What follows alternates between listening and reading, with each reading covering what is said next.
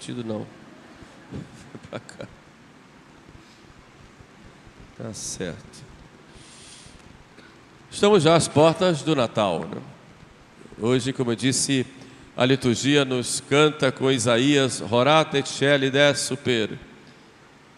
Ó céus, derramai o orvalho e as nuvens façam chover o Salvador. Ao refletir este versículo de Isaías, me lembrei lá dos lugares por onde eu nasci, no Nordeste, sobretudo no sertão, embora não seja sertanejo, mas a gente conhece um pouco. Na época da estiagem, os sertanejos olham para o céu e vê nuvens lá, e ficam rezando, pedindo que as nuvens chovam. E mande chuva, Senhor, e fazem penitências, procissões, sacrifícios, pelo menos faziam, exatamente pedindo que viesse a chuva, e vinha uma nuvem, e pediam que a nuvem chovesse e não chove, e vinha outra, e vai chover e não chove, e pedia exatamente para que o Senhor mandasse chuva para o campo, para poder plantar, poder cultivar, poder depois colher, manter sua família.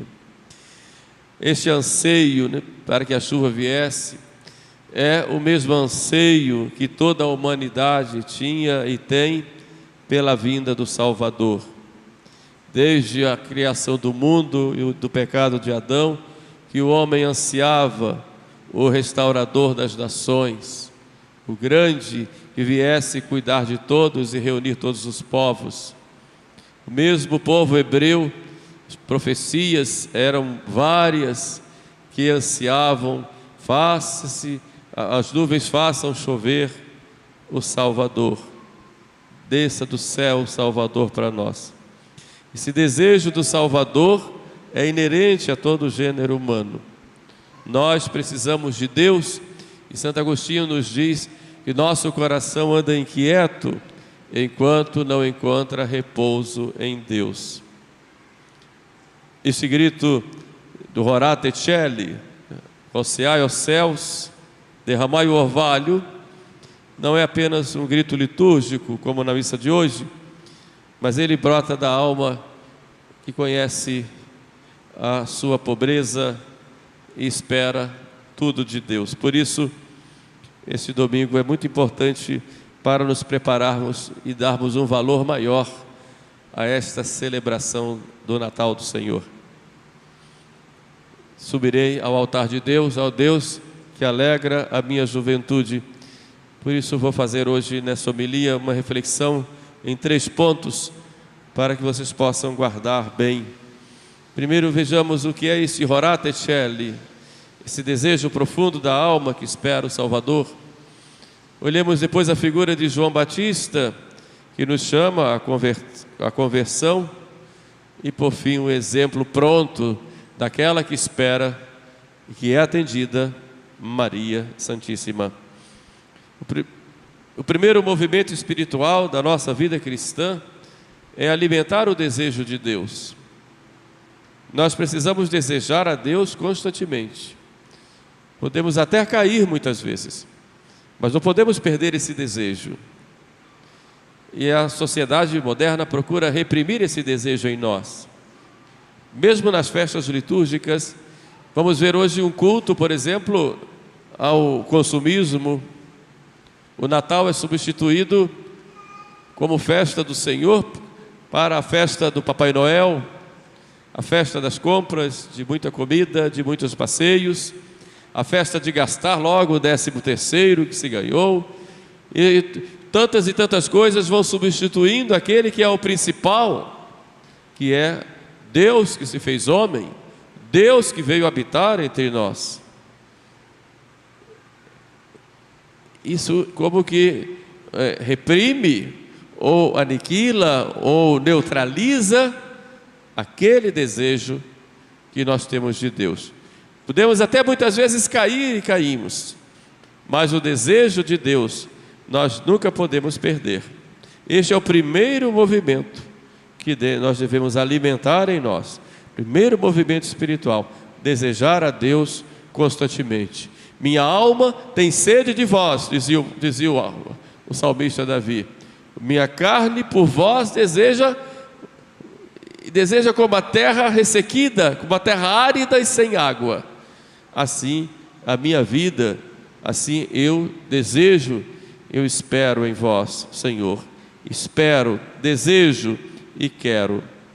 Deus evidentemente nunca força a sua entrada no coração humano, mas Ele se oferece como um orvalho suave, não como uma tempestade, a toda alma que o deseja.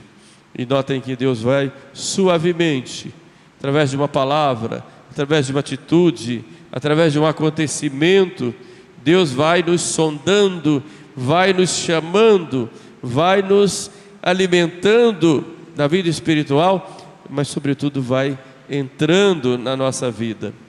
Santo Agostinho afirma que esse desejo de Deus já é uma forma de oração. Toda a vida do bom cristão, diz Agostinho, é um santo desejo. E aquilo que desejas, ainda não vês, mas desejando, dilatas o coração para receber. Senhor, eu te desejo, minha alma anseia por ti. Deus se deixa tocar por esse desejo sincero. Santo Afonso nos ensina que Deus não sabe resistir a uma alma que o deseja com humildade e com perseverança. Para Santo Afonso, o advento é esse tempo de reacender em nós esse desejo, porque a tibieza espiritual começa quando o coração deixa de esperar grandes coisas de Deus. A tibieza começa, repito com Santo Afonso, quando a alma deseja, quando a alma deixa de esperar grandes coisas de Deus. Então a nossa vida cristã, ela consiste em esperar ainda mesmo após as quedas e os fracassos. São Francisco de Sales nos ensina que desejar a Deus já é amá-lo, e amá-lo, ainda que imperfeitamente, já é começar a possuí-lo. Deus é amor, Ele quer só o nosso amor. Então, Senhor, vinde a mim. Vinde, Senhor, na minha miséria, na minha enfermidade, nas minhas feridas, nos meus anseios, nos meus fracassos, nas minhas dificuldades, nos meus pecados. Senhor, vinde curar-me. Minha alma tem sede de ti, minha carne te deseja como a terra ressequida e sem água. Vinde, Jesus, descei do céu, vinde me curar, vinde me transformar, vinde me alentar, vinde me conduzir, mas vinde, Senhor, habitar comigo.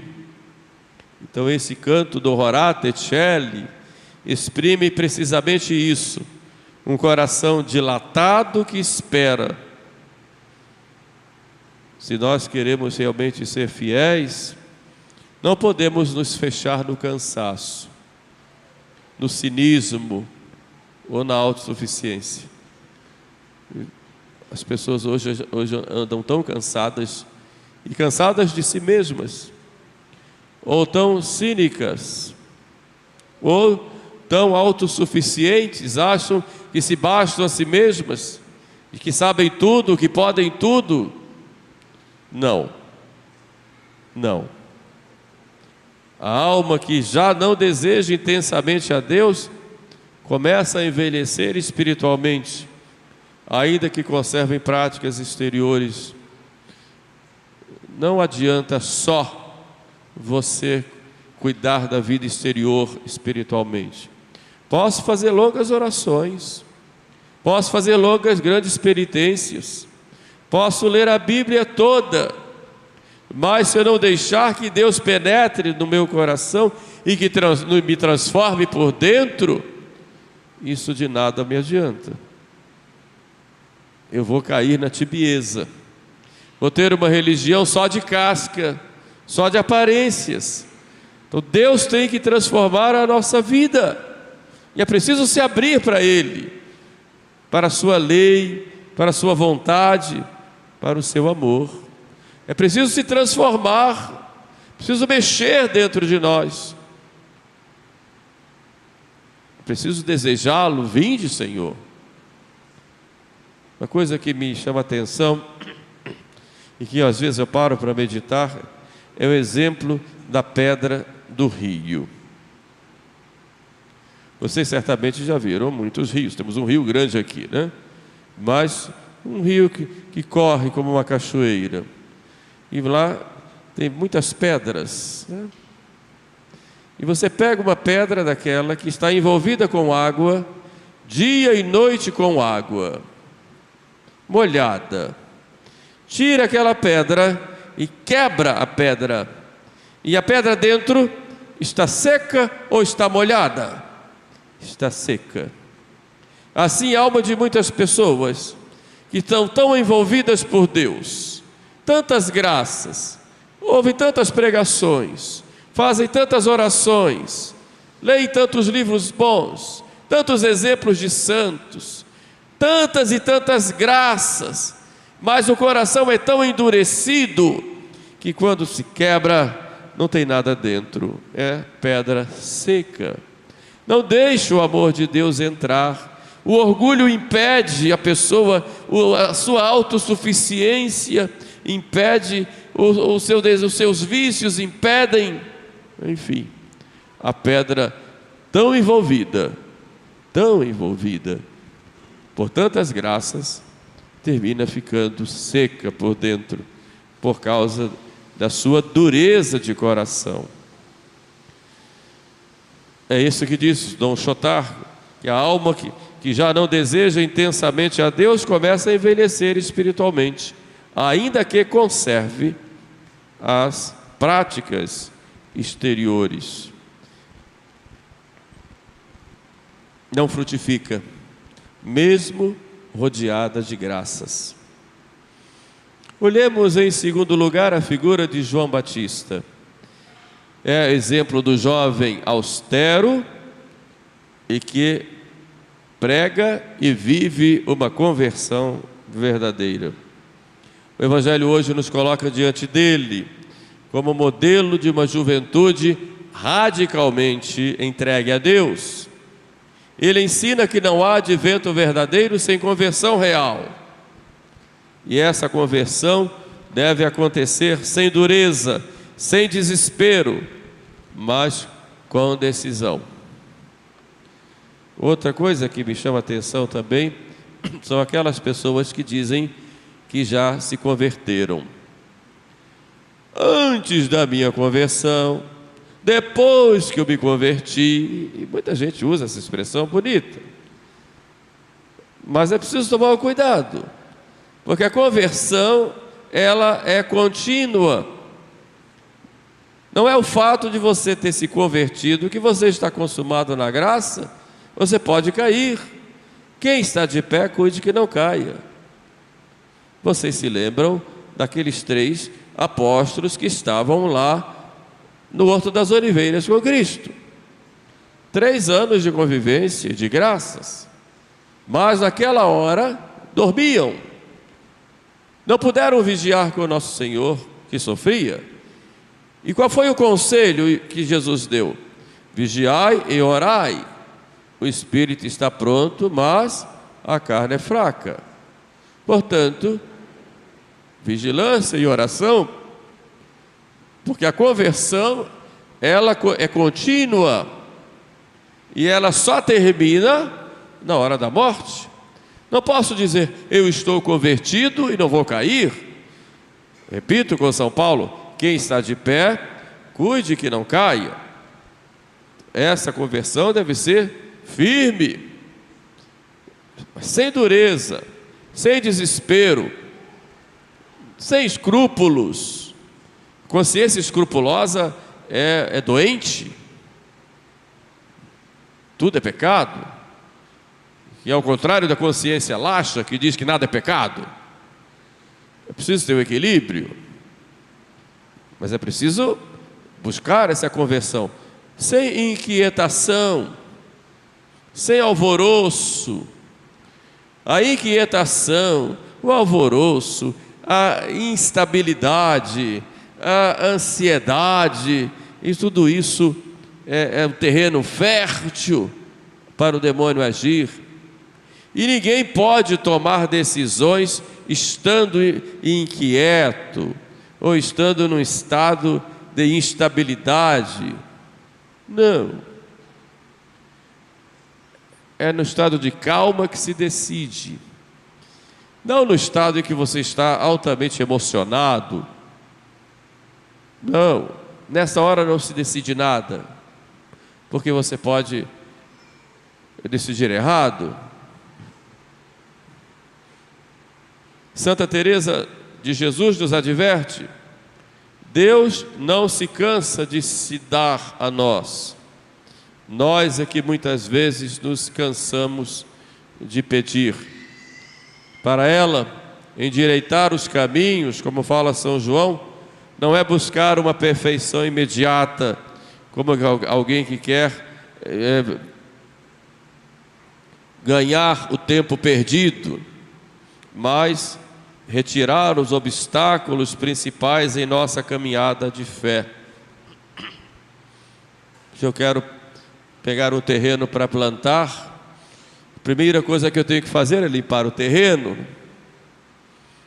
Vou tirar lá as pedras, os espinheiros, vou arrancar o mato, inclusive cavando para tirar as raízes daquele mato para não brotarem de novo.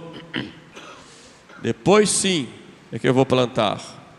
Na vida espiritual também é assim. Eu vou arrancando os obstáculos para que a graça venha. E que obstáculos são esses?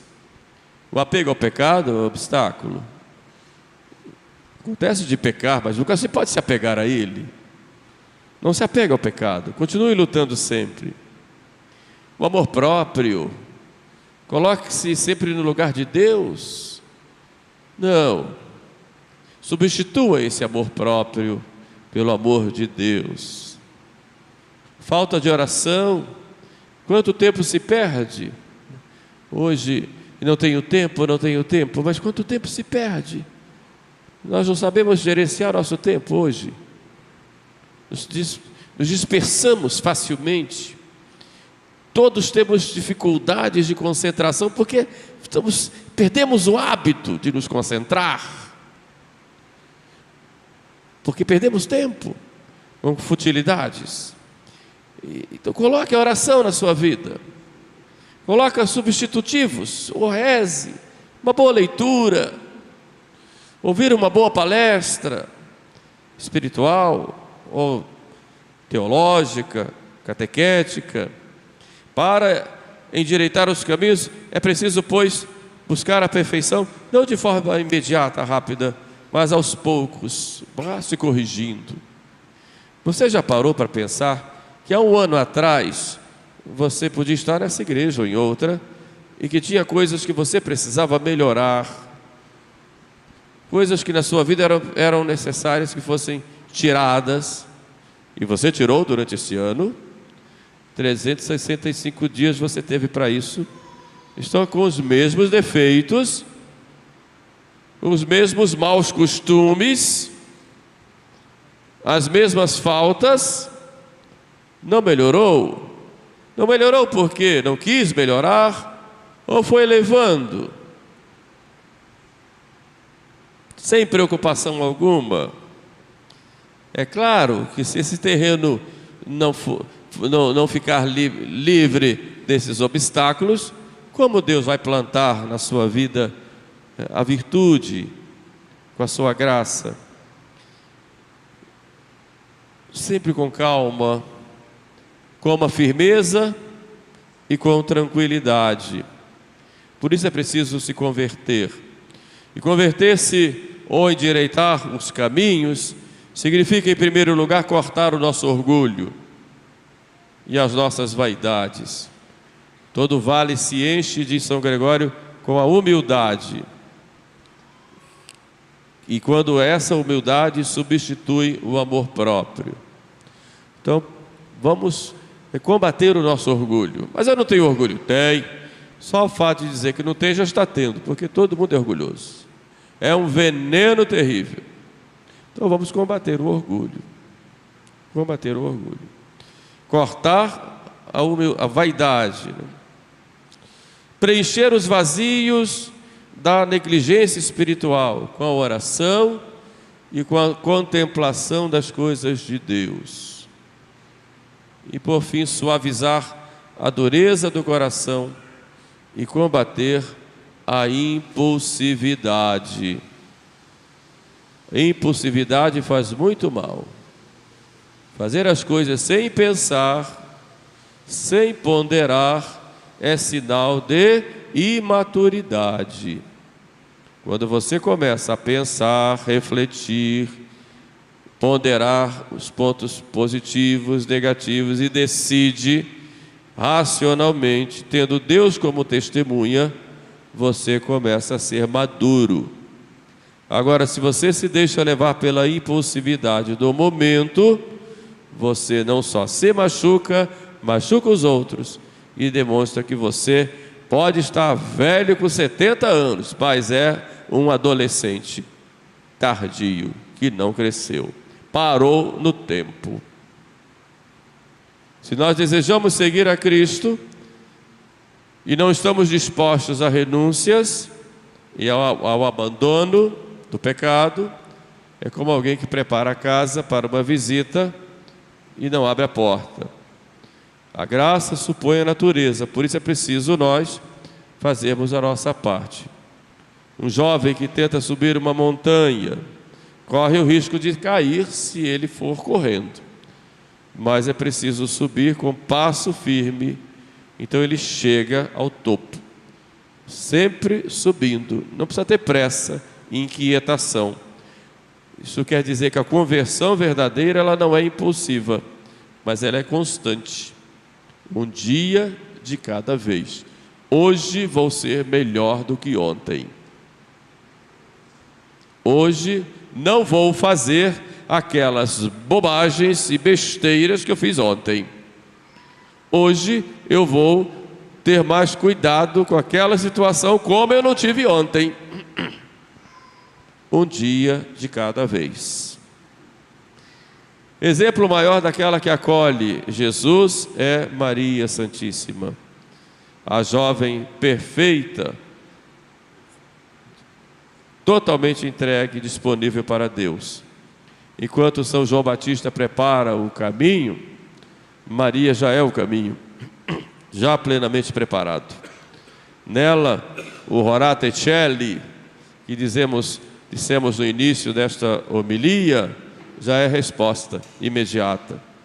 São Bernardo escreve que em Maria não houve atraso, nem resistência, nem divisão interior, tudo nela corre para Deus. Maria é o exemplo daquela que acolhe, não só deseja o Salvador, mas acolhe sem reservas. Maria jamais colocou obstáculo à graça, por isso Deus realizou nela maravilhas. Se Deus não realiza maravilhas em nós, poderia realizar mais, exatamente porque nós muitas vezes colocamos obstáculos à graça. E quem se entrega totalmente a Deus nunca perde, diz Santa Teresa, ganha tudo, ainda que não compreenda tudo. Bonito isso, né? Repito, Santa Teresa que diz: quem se entrega totalmente a Deus nunca perde, ganha tudo, ainda que não compreenda tudo. Então, por que ficar sendo mesquinho com Deus? Vamos imitar Maria, que se entregou totalmente, com humildade profunda e confiança filial. Concluímos, meus irmãos, esta homilia do 4º domingo do Advento, que nos ensina 3 atitudes espirituais, como já preparação para o Natal. Primeiro, desejar ardentemente o Salvador com humildade, que Ele participe da nossa vida. Segundo, buscar e viver uma conversão de verdade, com firmeza e perseverança, um dia de cada vez. E terceiro, entregar-nos totalmente, como Maria, a Deus nosso Senhor, para que Ele faça em nós, segundo a sua vontade. As vésperas do Natal, que o Senhor nos renove todos os dias e sejamos capazes de esperar, de mudar e de acolher Jesus que vem. E que Ele encontre em nosso coração aquele lugar onde Ele possa repousar e habitar em nós. Louvado seja nosso Senhor Jesus Cristo. Para sempre seja louvado.